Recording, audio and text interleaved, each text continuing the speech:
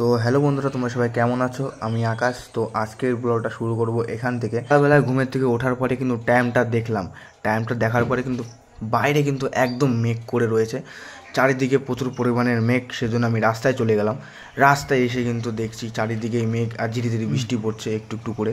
আর রাস্তার চারিপাশে কিন্তু একদম ফাঁকা এই বৃষ্টি পড়ার কারণে। আর এখানে বাবারা কাজ করছে, তাই আমি ডাইরেক্ট পাড়ায় এলাম। পাড়ায় এসে দেখছি কাকা এখানে বাঁশ কাটছে।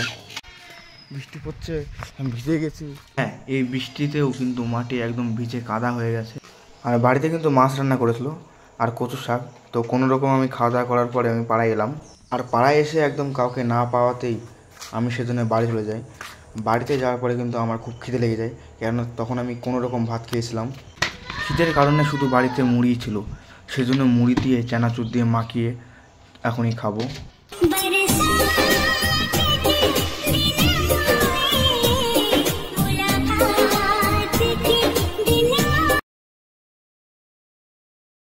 ভাত ছিল কিন্তু ঘুম লাগছে বলে আর খেলাম না।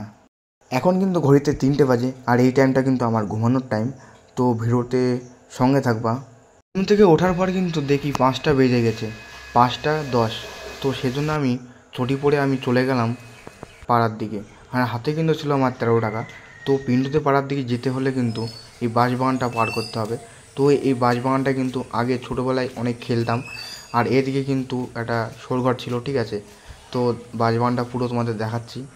এই যে বাঁশবাগান, এই বাঁশবাগানে আমরা আগে খেলতাম ছোটোবেলায়। আর আগে যখন বৃষ্টি হতো তখন এদিকটা পুরো জল বেঁধে যেত আর মাছ ধরতাম। আর এখন কিন্তু আমি পিন্টুতে পাড়ার থেকে বাড়ি থেকে যাচ্ছি, আর নিমতলায় এসে দেখলাম কাউকে দেখতে পেলাম না। সেজন্য কী করলাম, আমি পুরো রাস্তায় চলে গেলাম। রাস্তায় এসে দেখছি সামনের দিকেও পুরো কুয়াশায় ভর্তি, পেছনেও কুয়াশায় ভর্তি। কারণ হলো বৃষ্টি হয়েছিল বলে তাই। আর ক্লাবে কিন্তু লিগ খেলার প্র্যাকটিসটা হচ্ছে। তো আমি খেলা দেখার পরে আমি বারোয়ারি ক্লাবে চলে আসি। বৃষ্টি পড়াটাও বন্ধ হয়ে গেছে। এই আবহাওয়ার কারণে কিন্তু আমি ছোটো ক্লাব দিয়ে বড়ো ক্লাবের দিকে যাই। আর রাস্তায় কিন্তু একদম গাড়ি ঘোড়া একদম কম, সামনের দিকে শুধু একটা টোটো আর পিছনে কিন্তু গাড়ি অত দেখা যাচ্ছে না। আর বৃষ্টি কিন্তু টুকটাক করে পড়ছে ফিস ফিস করে, সকালে যেরকম হচ্ছিলো পুরো ঠিক ওরকম। তো কোনো রকম ক্লাবে যে দেখলাম কেউ নেই, তো ক্লাব থেকে সোজা চলে এলাম বাড়িতে। তো বাড়িতে এসে এই যে আমি এখানে বসে আছি।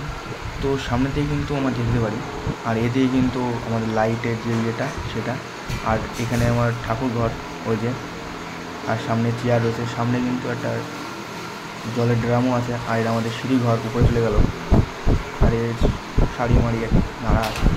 তো বৃষ্টি হলেও কিন্তু একটা গরম একটা অনুভূতি থাকে, সেই গরমটা লাগছে বলে আমি খালি গায়ে ফ্যানটা চালিয়ে দিলাম উপরে।